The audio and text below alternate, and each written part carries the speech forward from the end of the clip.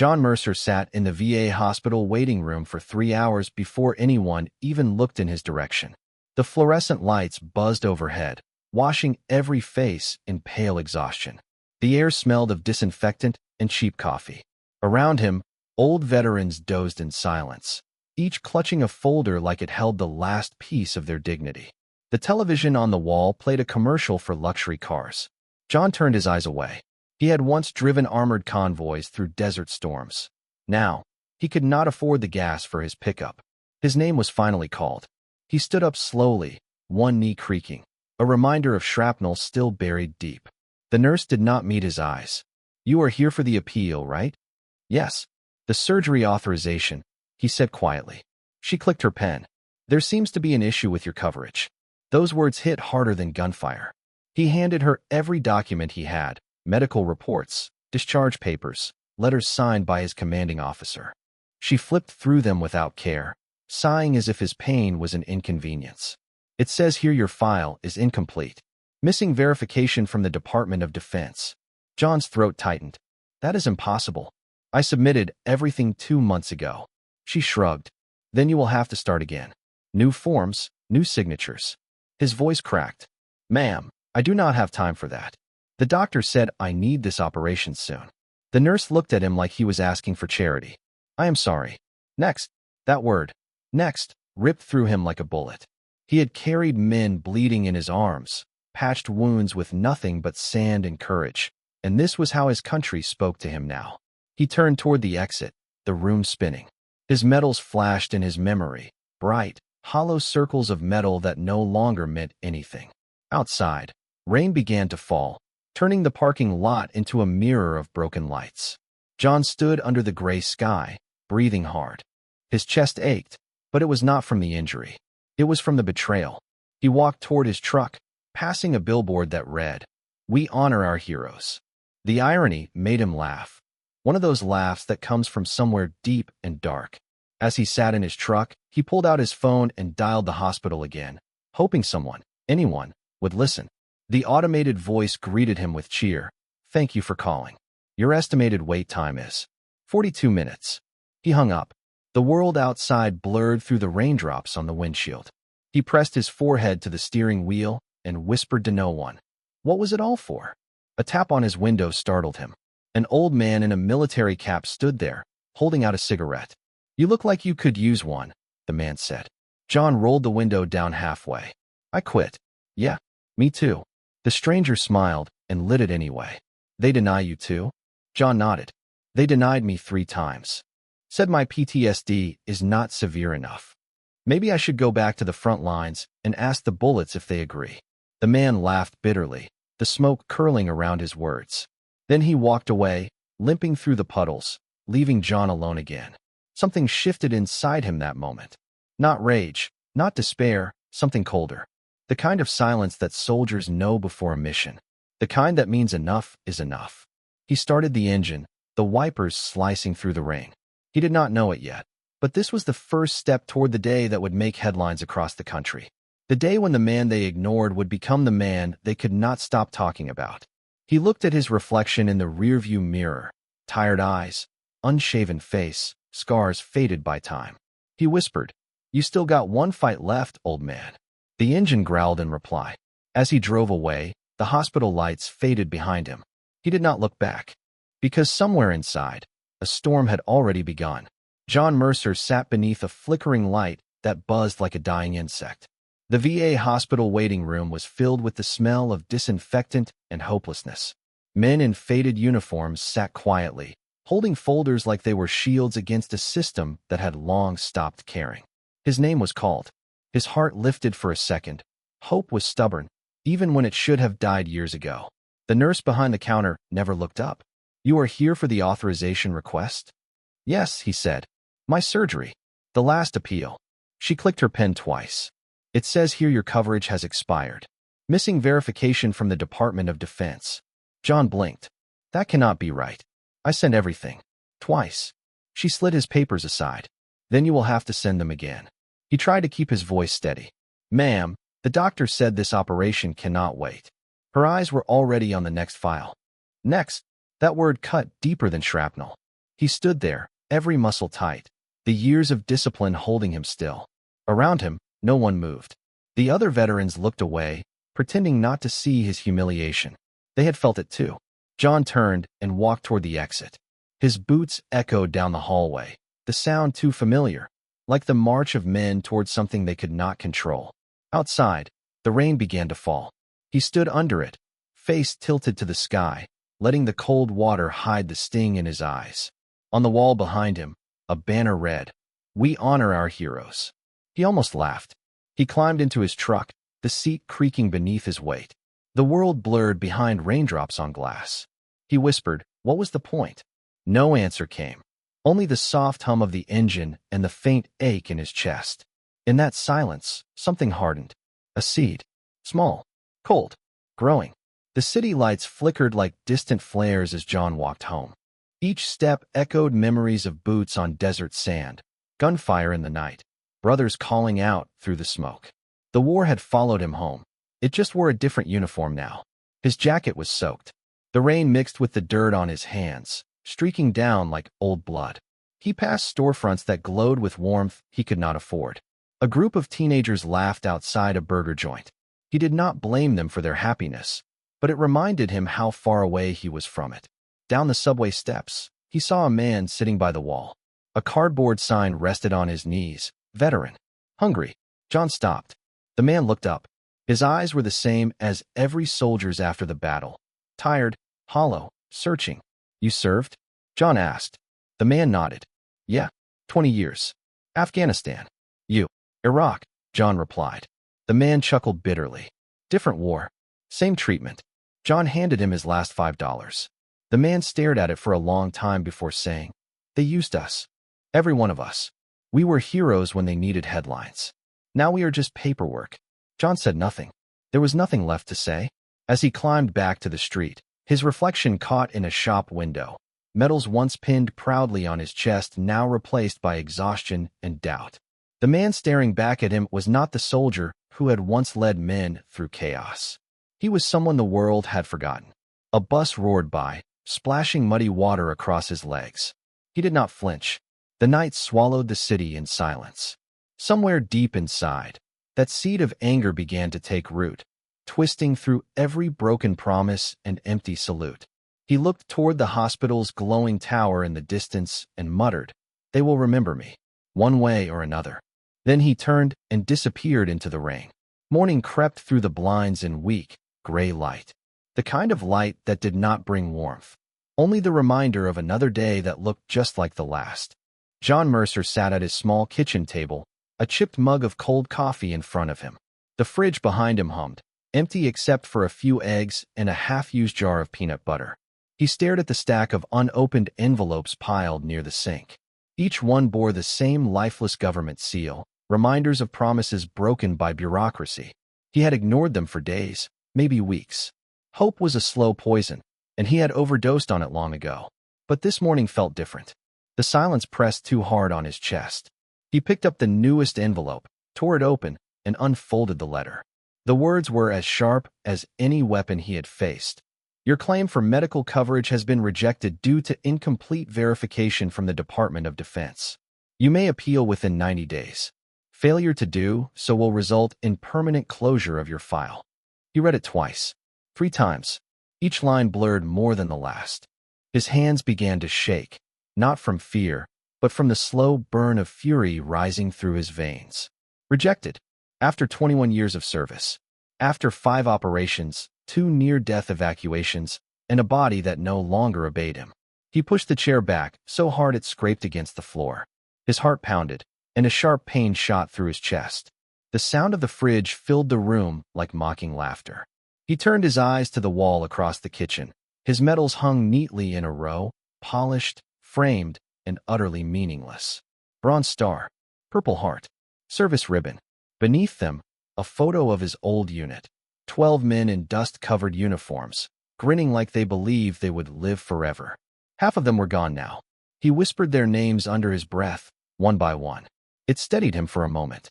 But then he saw his reflection in the glass frame. Gray stubble, weary eyes, the faint tremor in his hand. the kind of look only a man betrayed by his own country wears. He walked to the fridge and opened it again, not for hunger, but to face the truth of it. Nothing left. Just cold air. He slammed it shut and leaned against the counter. The silence in the apartment felt like a cell. His phone buzzed on the table, a reminder for his upcoming medical appointment. He laughed bitterly. What was the point now? Without approval, there would be no surgery, no future, just waiting for the pain to finish what the war had started. He grabbed the rejection letter and stared at the signature on the bottom. Typed, not handwritten. No soul, no accountability. He crushed the paper in his fist. He needed to talk to someone who remembered him as more than a number. Someone who had once called him brother. There was only one man left who might listen. Colonel Mason Hayes, his former commanding officer. The man who had pinned his medals, who had stood beside him through the worst of the desert storms. Hayes had left the service years ago and now worked in the city as a military consultant. John found his old number in a faded notebook. He hesitated before dialing, his thumb hovering over the call button. The last time they spoke was 3 years ago, at another funeral. Hayes had seemed different, distant, tired, but still proud. Maybe that pride was enough to help him now. He made the call. It rang 4 times before a voice answered. Hayes. Sir, it is John Mercer. A pause. Then a faint sigh. Mercer. Been a while. How are you holding up? Not well, John admitted. They denied my claim again. I need surgery, and they are saying I am missing verification. I sent everything. Damn system, Hayes muttered. They are drowning in red tape these days. You tried your regional rep? 3 times. They will not return my calls. Another silence. Then Hayes said, come by the office. Tomorrow morning. I will see what I can do. It was the first thread of hope John had felt in months. Thank you, sir. Do not thank me yet, Hayes said quietly. We are not in uniform anymore. Things work differently now. The line went dead. John exhaled slowly and set the phone down. The promise of help eased his pulse, but not his anger. He looked again at the rejection letter crumpled on the counter. The edges had torn from his grip. He grabbed his lighter from the drawer and walked to the sink. With one flick, the flame caught the paper. It curled instantly, edges glowing orange. The words, "Your claim has been rejected," disappeared into smoke. The fire reflected in his eyes, a mirror of something buried too long. The smell of burnt paper filled the small room, mixing with the faint scent of coffee and metal. As the last ember died, he whispered, I fought for this country. Now it is my turn to fight for myself. Outside, thunder rolled across the sky, low and distant, like artillery in the distance. He stood at the window and watched the storm clouds gather. For a long time, he stayed there, still as stone, as the first drops of rain streaked down the glass. He felt it again, the pull he once knew before every mission. The tension before the unknown. The moment just before chaos erupts. Tomorrow, he would face Hayes. Tomorrow, he would demand answers. And if the system refused him again, it would learn what happens when you push a soldier too far. The lights flickered once, then steadied. John sat back down, his heart still pounding. He poured the last of his cold coffee into the sink. His reflection in the window looked different now. Not broken, not yet whole, but ready. The storm outside raged on. And somewhere inside him, something dangerous had awakened. Rain hammered the windshield as John's truck crawled through morning traffic. The wipers squealed, fighting against the storm that had followed him since dawn. His fingers gripped the steering wheel, knuckles pale, the muscles in his jaw locked tight. He had not slept. The night before had been long, restless, filled with thoughts he could not quiet. The rejection letter still haunted him, even in ashes. Colonel Mason Hayes' office sat on the 12th floor of a gray government building downtown. It was the kind of place where ambition came to die behind polite smiles and framed certificates. John parked across the street, took a breath, and stepped into the rain.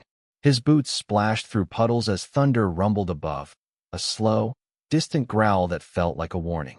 The elevator ride was quiet except for the buzz of fluorescent lights. A security guard nodded as John entered the hallway. The plaque on the door read, Hayes Consulting, Defense Affairs Liaison. The words meant nothing to him. He knocked once. A voice from inside said, Come in.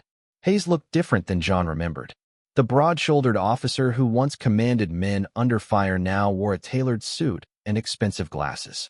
His hair had thinned, his face softened by comfort. But his eyes, those were the same.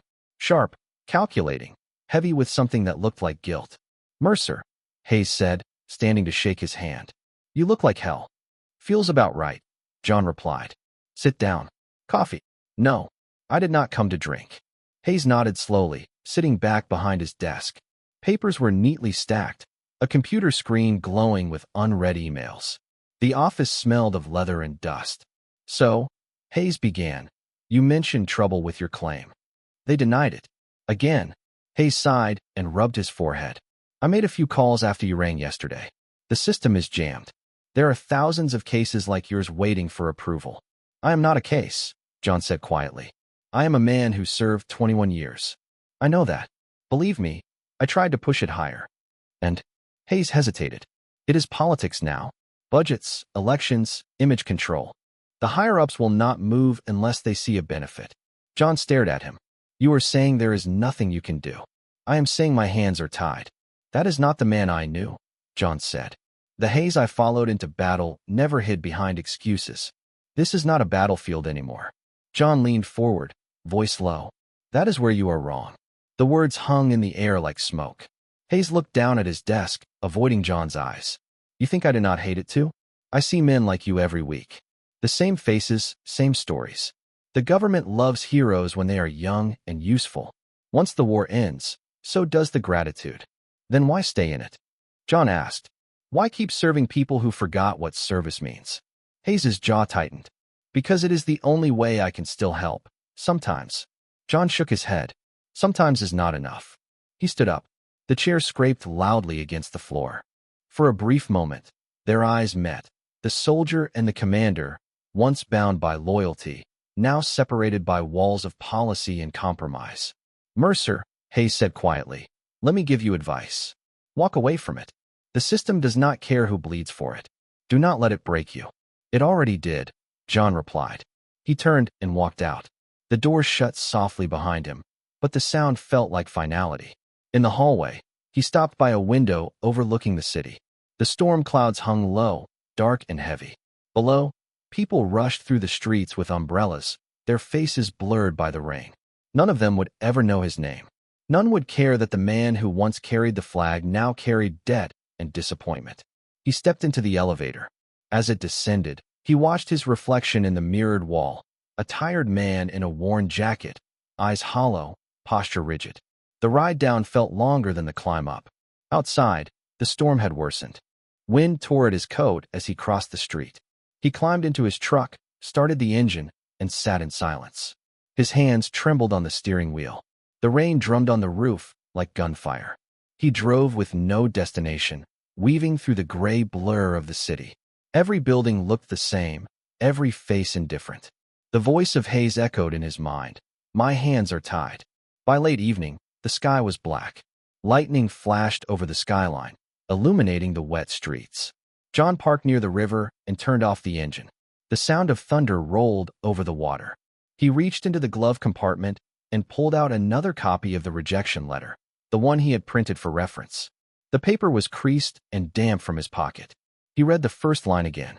"Your claim has been rejected." He felt the anger rise again, slow and steady. It was not the loud kind, the kind that shouts and breaks things. It was quieter, more dangerous. The kind that waits, plans, endures.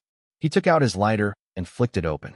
The flame danced in front of him, small and defiant against the storm. He touched it to the edge of the paper.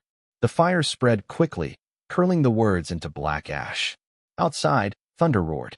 Inside, the light from the burning letter reflected in his tired eyes. He watched until the flames died completely, leaving only a faint wisp of smoke that drifted out through the open window. The rain hissed as it met the ember, steam rising like ghosts. John whispered into the darkness, "If the world wants a villain, I will give them one." The wind howled in reply, rattling the truck's frame. He leaned back in his seat, breathing slow and deep. The city lights flickered on the wet pavement, twisting into streaks of gold and white. For the first time in years, he felt clarity, not peace, not comfort, but purpose. He was done asking for help. He was done waiting for mercy. The storm outside was not just weather anymore. It was the sound of something awakening inside him, something that had been buried under metals, paperwork, and false gratitude. Tomorrow, he would no longer be another forgotten name in a broken system. Tomorrow, the world would remember John Mercer again. The storm had finally moved east, leaving behind a sky bruised with clouds and a city that smelled of wet asphalt and gasoline.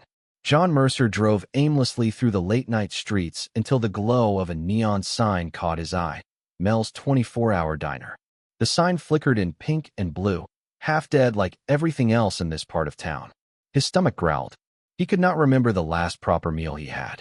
He pulled in, parked near the window, and shut off the engine. The diner looked like something frozen in time. Chrome edges, faded booths, and an old jukebox in the corner that no one bothered to fix anymore. Inside, the air was thick with the smell of coffee, bacon, and old memories. A handful of customers sat scattered across the room. Truckers, night shift workers, and people with nowhere better to be. The fluorescent lights hummed overhead, and the clock above the counter ticked louder than it should have. A waitress noticed him as he entered. She had tied her blonde hair into a messy bun, and her apron bore the name Sarah. Her smile looked tired, but it was real, something rare in John's world lately. "Evening," she said, grabbing a menu. "You look like you could use something hot." "Coffee's fine," John replied. "Black. Coming right up. You want the breakfast special? It is terrible, but it is cheap." He almost smiled. "Sounds perfect." She poured the coffee and placed it in front of him. "You are new around here," she said, leaning on the counter. "Just passing through." "You are military, right?" she asked, nodding toward the small pin still hooked to his jacket, the last thing he had not pawned. "Was," he said quietly. She did not press. "My brother was too. Iraq, '09. Never came back the same." Something in her tone softened him. "None of us did." Sarah gave a small nod and walked off to check on another table. John sipped his coffee. It was bitter and burnt, but it warmed his chest. He watched her move between tables, graceful in small ways, even when exhaustion showed in her eyes. She laughed with a customer, helped a drunk trucker find his wallet, and wiped down a table with care like it mattered. When she returned, she set down his plate: eggs, toast, and a lonely strip of bacon. "So what brings you to this side of town?" He hesitated. "Looking for something I lost." "What's that?" "Purpose." She gave him a long look, not pitying, just understanding. "You might find it when you stop looking so hard." He nodded slowly. "You sound like someone who's been through it." "Single mom," she said with a small laugh. "You learn to find meaning in chaos." John smiled faintly for the first time in weeks. There was no judgment in her eyes, no formality, no bureaucracy, just a stranger treating him like a person. As he finished his meal, rain began again, light this time, tapping against the glass like fingers. Across the street, headlights blinked on in a parked van. Two silhouettes moved inside, one in the driver's seat, the other leaning forward, watching the diner through the fogged windshield. Sarah noticed John glance at the window. "Everything all right?" He shrugged. "Just a van. Probably waiting for someone."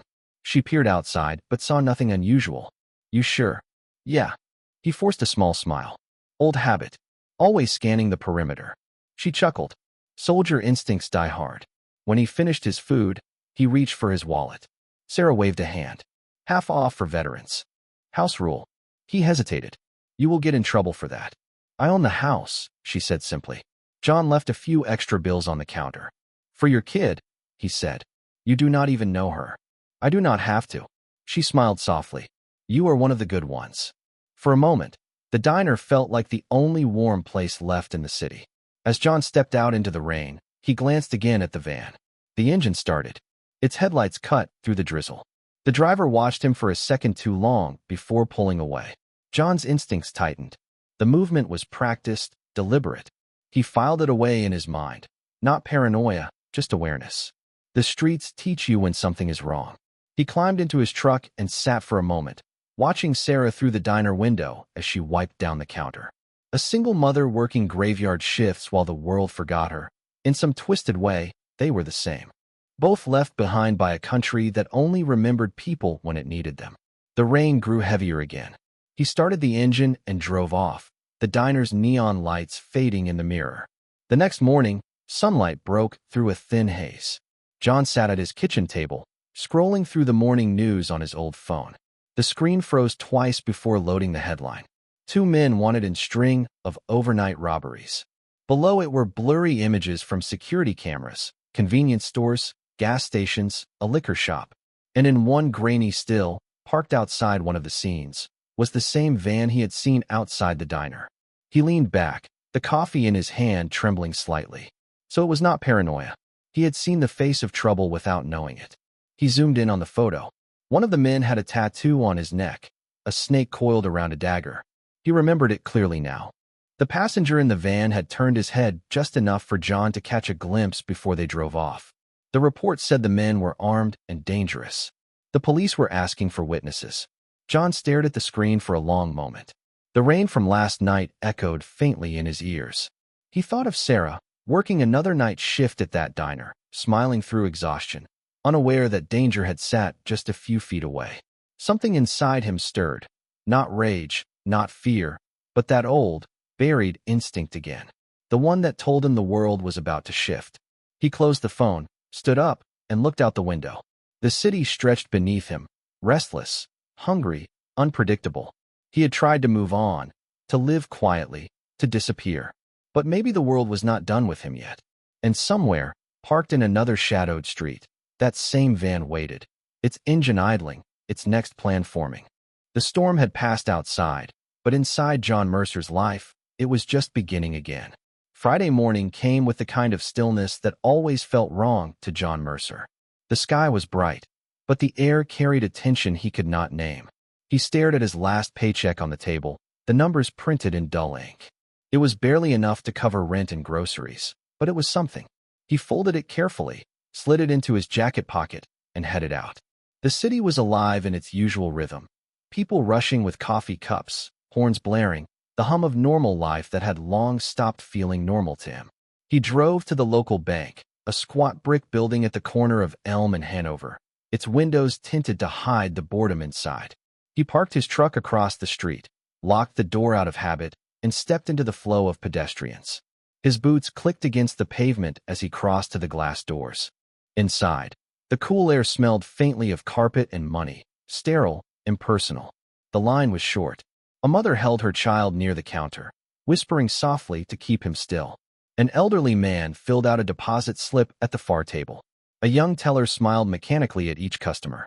John stood near the middle, hands in his jacket pockets, eyes scanning without thought.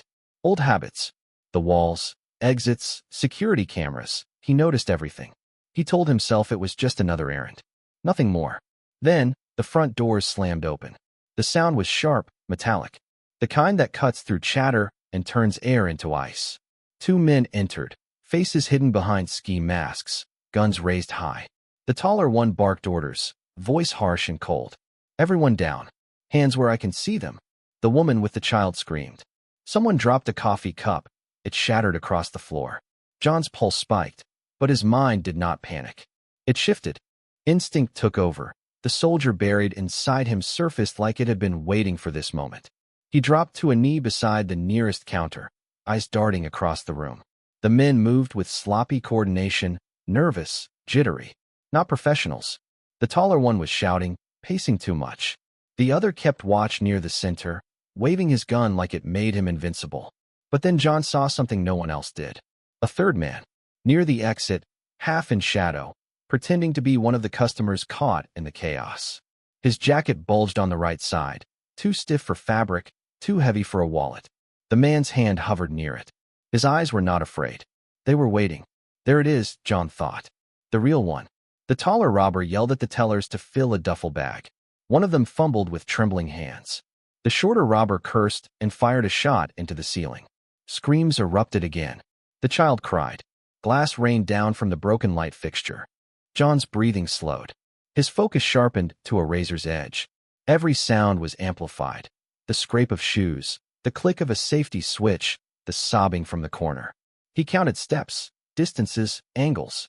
There was a guard near the entrance, unarmed, shaking, useless. The exit behind the third man led to an alley. If they escaped that way, the police would not catch them in time. John's heart pounded once, twice, then steadied. He remembered a moment from years ago, a desert village, the sound of incoming fire, his squad pinned down. The fear, the clarity, the decision. He moved then, and he would move now. The taller robber turned, yelling, "Hurry up!" His voice cracked. His hand trembled. John shifted his weight, waiting for the right second. The third man's eyes flicked toward the counter, distracted by the noise. That was enough. John launched forward. He slammed into the nearest robber, driving his shoulder into the man's ribs. The gun went off, the bullet hitting a wall inches from the ceiling. The man grunted and fell, the weapon skittering across the floor. "Get down," John shouted, his voice cutting through the chaos. People obeyed instantly. The second robber spun toward the noise, but John was already moving. He grabbed a chair, swung it low, and clipped the man's leg. The robber stumbled, fired blindly, shattering a glass door. The third man, near the exit, finally moved. His gun came up, steady, trained directly on John. Time slowed. John dove behind a counter as the shot ripped through the air. The bullet splintered wood inches from his face. He felt the sting of glass on his cheek, but ignored it. He reached for the fallen robber's gun, fingers closing around the cold metal. The third man advanced, calm, precise. This one was different, ex-military maybe. The way he held his weapon, the way he scanned the room. This was no panicked thief. This was control. John popped up from behind the counter, aimed, and fired once. The bullet hit the wall near the man's shoulder, forcing him back. Sirens wailed in the distance. Someone must have hit the alarm. The third man cursed under his breath, turning toward the exit. But before he could escape, he glanced back, his eyes meeting John's across the chaos. For a brief moment, recognition flickered there. Not personal, but professional. The kind of respect two men share when they both understand violence. Then he was gone. John stood, chest heaving, the gun still tight in his grip. The taller robber lay groaning on the floor. The shorter one was unconscious, blood from a cut on his forehead pooling onto the tiles. The mother clutched her child, whispering prayers. Police cars screeched to a stop outside. Officers poured in, weapons drawn. John raised his hands and dropped the gun carefully. On the ground, one of them shouted. He complied, lying face down, the cold floor pressing against his cheek. The officer cuffed the wounded men, shouted into his radio, and approached John. "You all right, sir?" John nodded slowly. They were not alone. There was a third one. Escaped through the alley. The officer looked toward the shattered door, then back at John. "We will check it." They helped him up, questioned him, took his statement. Through it all, he barely spoke. His mind was somewhere else, back to the van, the diner, Sarah. The realization sank in like a stone. It was them. The same two faces. The same tattoo. The officer patted his shoulder. "You saved lives today. You are a hero." John gave a faint, tired smile. "I fought for a flag once. Now I fight for those who carried it beside me." The officer did not understand, but it did not matter. Outside, the sirens faded. Rain began again, soft and cold. John stepped into it, letting it wash away the blood on his sleeve.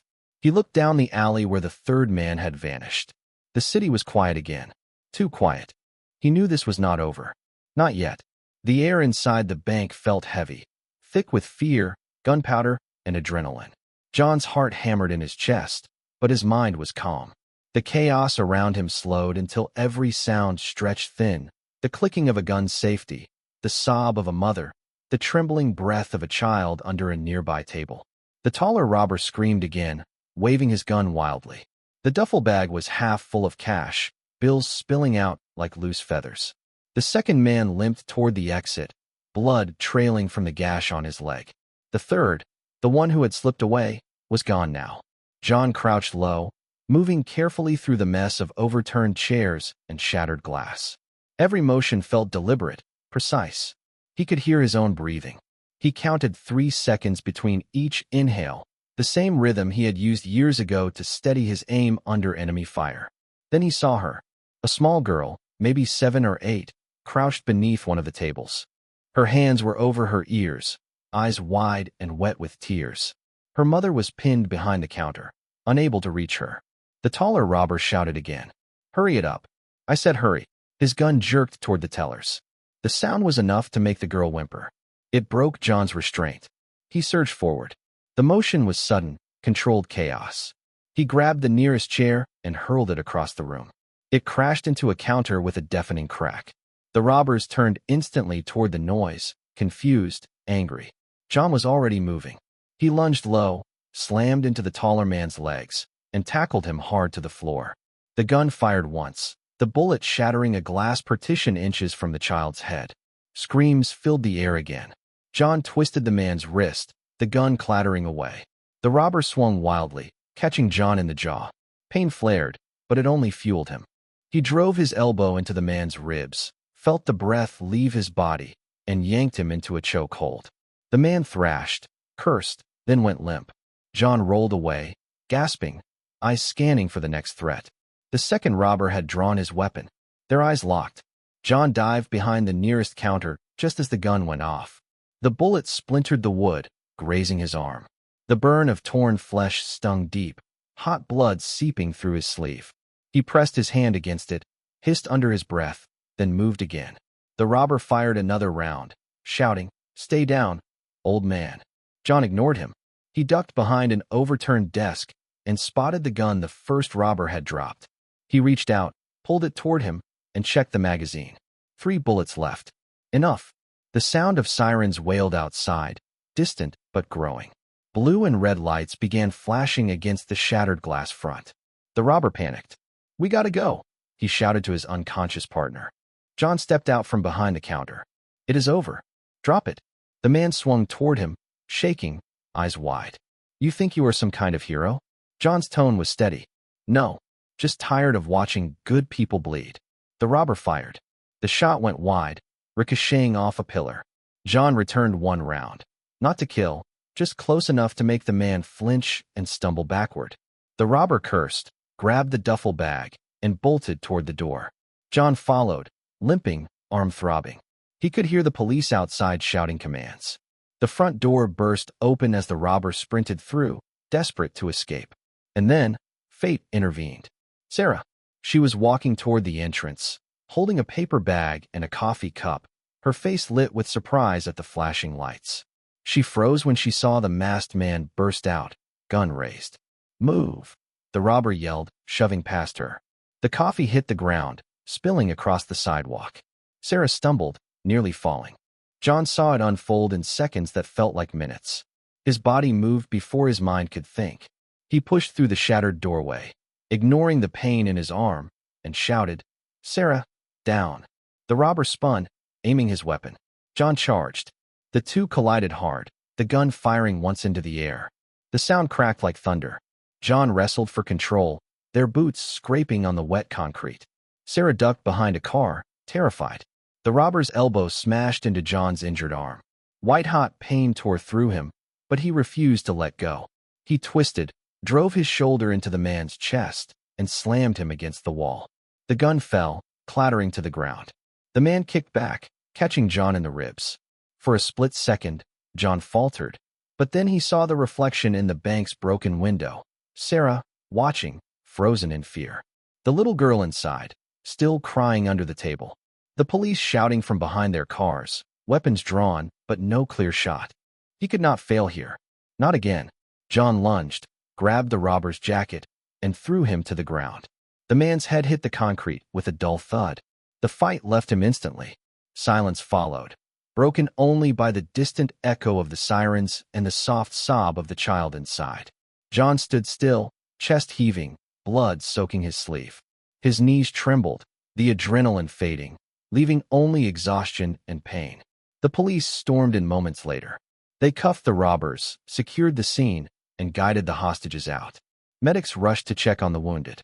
Sarah approached him slowly, eyes wide with disbelief. You saved them." He looked at her, his voice quiet but certain. "I just did what I was trained to do." She stepped closer, her voice shaking. "You could have been killed." He smiled faintly. Would not be the first time. The paramedic tried to lead him toward an ambulance, but John shook his head. "Help the others first." The officer nearby spoke into his radio. "Suspects in custody. Civilians safe. We have a vet on site. Man's a damn hero." John ignored the word. Hero. It had lost its meaning years ago. He looked toward the sky. The clouds were breaking apart, sunlight bleeding through. His arm throbbed, his body ached, but his mind was steady. He turned to Sarah, who stood there, trembling, holding her spilled coffee cup like a relic of what could have gone wrong. He said quietly, He fought for a flag once. Now he fights for those who carried it beside him. Her eyes softened. You are still fighting, John. He nodded. Maybe this time, for the right reasons. The sirens faded, the crowd thinned, and the chaos gave way to calm. But deep inside him, the storm had not settled. It had only changed direction. He knew this would not be the end, just another battle in a war no one else could see. The world was chaos again, sirens, shouts, blood, and smoke mixing into one endless blur. John Mercer stood in the middle of it, chest rising and falling like a man trying to breathe through fire. His arm burned from the graze. His clothes were streaked with red and dust, but he was still standing. The first robber lay unconscious near the shattered door. The second, young, trembling, bleeding, was trying to crawl away, leaving a trail of crimson across the tiles. And the third man, the one who had orchestrated it all, was gone. John's gaze darted across the scene. People cried, others prayed. The mother from earlier knelt beside her daughter, holding her close. Two tellers huddled behind the counter, one clutching a bleeding shoulder.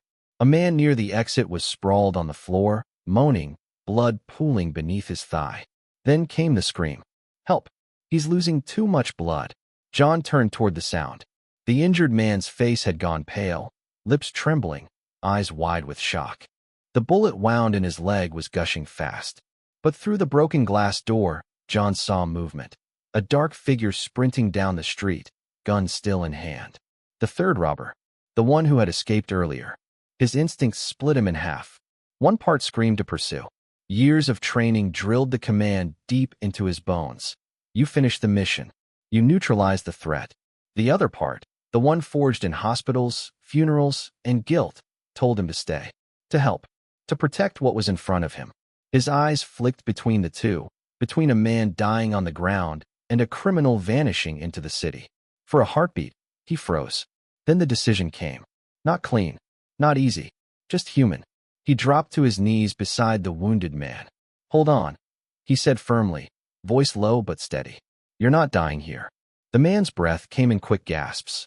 I can't feel my leg. Good, John said sharply. Means your heart's still working. He tore his belt free in one motion, wrapped it tight above the wound, and pulled. The man screamed, but the bleeding slowed. John pressed down with his hand, feeling the pulse fade to a dull throb beneath his palm. He looked into the man's eyes, scared, desperate, pleading, and said, You're going to make it. Do you hear me? Then, without waiting for an answer, he stood. He turned toward the open door, every muscle screaming in protest. The police were still outside, distracted by the crowd. He called to one of them. Tourniquet on the guy inside. Pressure for 10 minutes. He'll live if you keep it tight. The officer blinked, startled. Who the hell are you? John did not answer. He was already running. The city swallowed him the way the desert once had, loud, unpredictable, alive. The sirens faded behind him as his boots pounded the pavement. He spotted the robber up ahead, weaving through traffic, clutching the duffel bag tight against his chest. John's lungs burned. His shoulder screamed. But he ran harder. The world narrowed to that one fleeing shadow.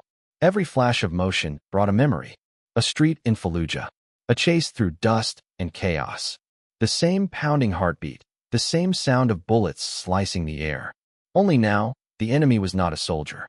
It was a man who had chosen greed over humanity. Stop, John shouted. The word tore from his throat like a command, not a plea. The robber looked back once, saw the older man gaining, and fired a wild shot. The bullet ricocheted off a streetlight. Pedestrians screamed, scattering into doorways. John ducked behind a car, then surged forward again, keeping low, calculated. The chase turned down a narrow alley, where the smell of trash and oil filled the air. The pavement was slick from rain. The robber stumbled, slipping on the wet ground. The duffel bag flew from his hands, spilling money into puddles. He cursed, scooped up what he could, and turned, only to find John blocking the exit. Both men froze. The alley was silent except for the distant hum of traffic and the drip of rainwater from the fire escapes above. The robber's breathing was frantic. John's was controlled, slow, steady. You do not have to do this, John said. His voice was calm, commanding. It's over. The robber's eyes darted left, then right. His hand twitched toward his gun. You think you're a hero, old man? You don't know what it's like, what I had to do. John took a step closer, eyes locked on the man's trembling hand. You chose this. I have seen real desperation. This is not it. Shut up, the man shouted, raising the weapon. John moved fast. The shot came first, grazing the wall near his head. He closed the distance in 3 strides and slammed into the robber with the full weight of his body. The gun flew from the man's hand, clattering into the puddles. They both went down hard, the impact echoing through the alley. John landed on top, grabbing the man's jacket, shoving him back against the wall. Rain dripped from the eaves above, running down their faces. Who sent you? John demanded. The robber struggled, coughing, his hands clawing at John's wrists. You think I work for someone? I'm done listening to orders. I'm taking what I deserve. Deserve? John's voice cracked with disgust. You almost killed a child. The man spat at him, eyes blazing with rage. You think you're better than me? You're just another broken soldier nobody cares about. The words hit like a punch, but they did not stop him. They fueled him. John pressed harder, pinning the man's arm against the bricks. Maybe, but I still remember what's right. The robber swung a wild punch, grazing John's cheek. John caught his wrist mid-swing, twisted hard, and slammed his elbow into the man's ribs. The fight left him with a grunt of pain. They stayed locked like that for a moment, breathing heavy, faces inches apart, the rain washing away blood and sweat. Then came the sound of sirens again, closer this time. Red and blue light flickered against the alley walls. The robber's eyes widened with panic. You'll get nothing out of this. They'll throw you out like they did before. John's grip loosened slightly, not from doubt, but from exhaustion. Maybe, but at least I'll know I did something that mattered. He stepped back as the police cars screeched to a stop at the mouth of the alley. Officers poured in, weapons raised, shouting commands. John raised his hands and nodded toward the robber. He's unarmed. Bags there. The officers rushed forward, cuffing the man. The robber spat curses until one of them shoved him into the back of the cruiser. John leaned against the wall, chest heaving. His arm throbbed, but he ignored it. He stared at the wet ground where the money lay scattered, bills floating in puddles like worthless leaves. One officer approached him. You should get that arm looked at. John glanced toward the ambulance now pulling up near the bank, where medics were loading the wounded. Already did what I could. The officer frowned. You really chased him down on foot. John gave a small, tired smile. Old habits die hard. As they led the robber away, John stepped back into the rain, closing his eyes for a moment. For a second, the sound of the city faded. He was back in the desert again, smoke, sand, the heartbeat of gunfire. His brothers beside him. The same choice, the same fire. Then the noise returned. The real world, the city, the people he had saved. He looked down the alley one last time. The money was still there, soaking, ruined. He left it, because for once, it was not about the reward. It was about remembering who he used to be, and who he still was, beneath the scars. The alley was soaked in rain, the walls slick with grime, and the faint echo of police sirens bouncing through the distance. John Mercer stood at one end, his breath ragged, his arm still bleeding from the graze.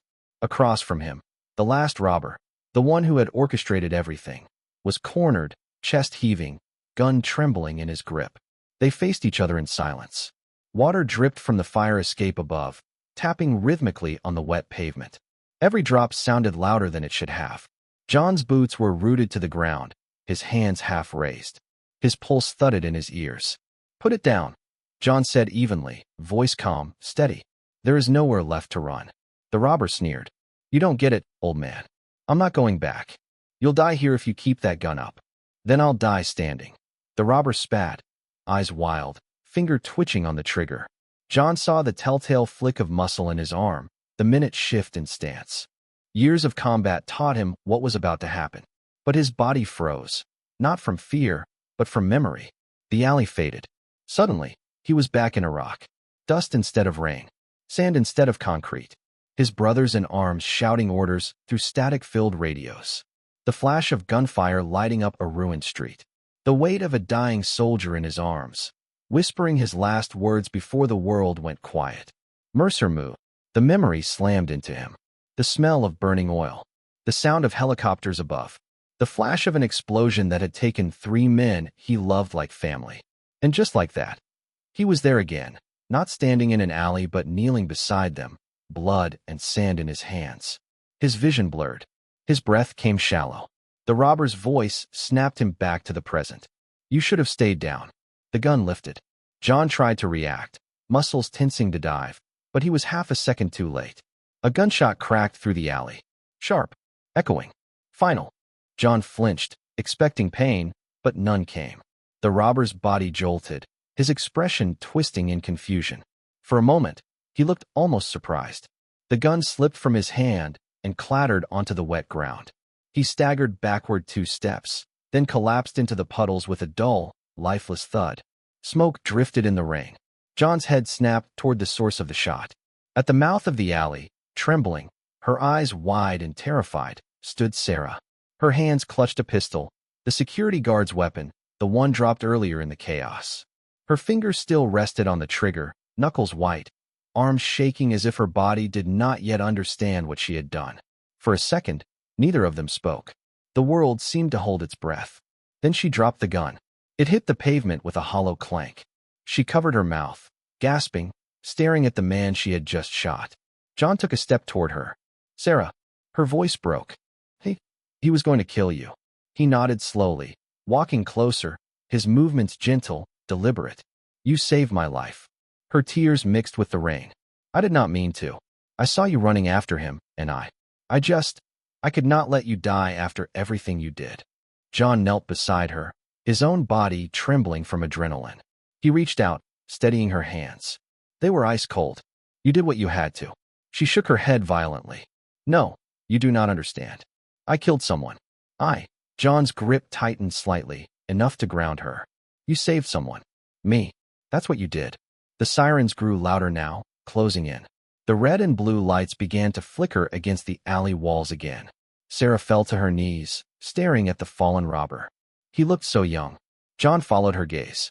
The man's lifeless face was turned toward the sky, rain washing streaks of blood from his cheek. His eyes were open, blank, unblinking.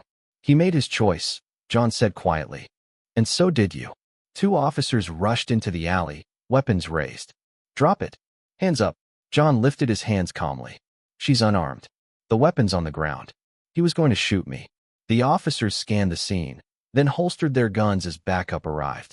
Paramedics followed, checking the robber, confirming what John already knew. One officer approached Sarah gently. Ma'am, we'll need a statement. She barely nodded, still trembling, still trapped somewhere between guilt and shock. John stood beside her. She's in shock. Get her a blanket. As the medics covered the body, Sarah's eyes filled again. Does it ever stop? She whispered. The feeling. John knew what she meant. He had asked the same question long ago, after his first mission, after his first kill. He looked at her, rain dripping from his hair, his voice low, steady. No, you just learn to carry it. Her lips quivered. How? By remembering who you did it for. The officers led her gently toward the ambulance. She moved like someone half awake, each step unsteady. Before she climbed inside, she turned back to him. You would have died if I hadn't come. John nodded once. You followed me.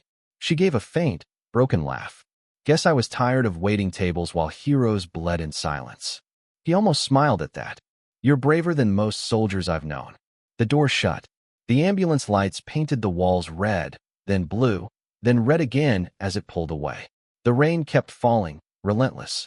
John looked down at the alley floor, at the lifeless robber, the scattered money now soaked and ruined. The puddles rippled with every drop. He reached for the gun Sarah had dropped, picked it up carefully, and handed it to an officer. You should lock that up. The officer nodded, muttered a thanks, and radioed something about suspect down, civilian assist.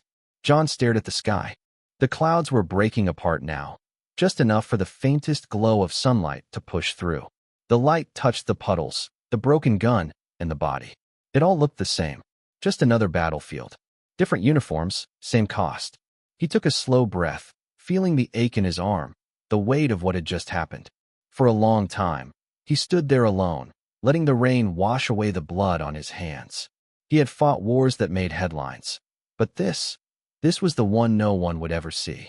The one where the enemy was not a soldier, but circumstance. Where saving a life meant watching another end. He whispered under his breath, You did good, Sarah. And for the first time in years, he felt something close to peace. Not because justice was done, but because someone else had finally stood up beside him. News of the bank incident spread faster than the rain could wash the blood away. By evening, every channel ran the same headline: Veteran foils armed robbery. Clips of shaky cell phone footage played on repeat. John dragging hostages to safety, confronting the gunman, the chaos frozen into something cinematic. Crowds gathered outside the hospital when he was brought in, cheering his name as if they had known him all along. Reporters swarmed the lobby. Microphones flashed like rifle barrels. How does it feel to be a hero again? What went through your mind when you charged the gunman? Do you think this restores faith in our veterans? John said nothing. His arm was bandaged, his face pale, eyes empty. He sat on the hospital bed staring at the wall as the noise outside grew louder. The same country that had turned its back on him now wanted to parade him like a trophy. When the VA representative arrived, John recognized the tone before the man even spoke. Polished voice, empty sympathy.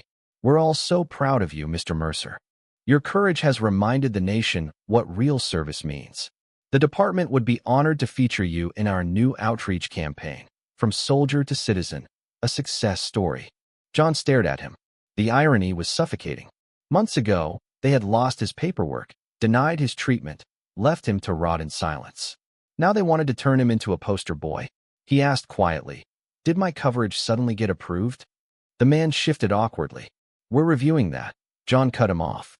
"You can keep your story." He stood, wincing as his arm throbbed. "You want to show the country a hero? Show them the men sleeping under bridges. The ones you forgot." The representative tried to speak, but John had already turned away. Outside, the cameras followed him to the parking lot. Someone shouted, "John, one picture." He ignored them. The crowd cheered as he passed, but their voices sounded hollow. He climbed into his truck and stared at his reflection in the rearview mirror. The lines on his face looked deeper now, but his eyes, those same battle-worn eyes, had regained something. Not glory, not pride, just clarity. He muttered under his breath, "They never cared when I was dying. They just care that I bled in public." Then he started the engine and drove off, leaving the flashing lights and microphones behind.